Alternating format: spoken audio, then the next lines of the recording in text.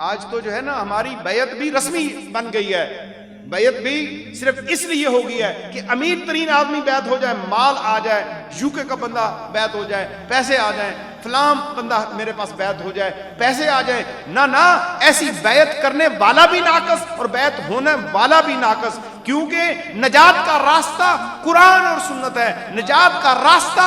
اس ہادی رہنما رحمت للعالمین خاتم النبیین صلی اللہ علیہ وسلم کی سنت کا راستہ ہے۔ اگر اس پہ کوئی عمل نہیں کرتا، سارے رات اور دن عبادتوں میں گزارتا ہے، لیکن لقمہ حرام کی طرف وہ انہیں بچاتا نہیں ہے، خود بچتا نہیں ہے، تو پھر اس دن کے لیے تیار ہو جائے جس دن اللہ کی بارگاہ کے اندر پیش ہونا ہے۔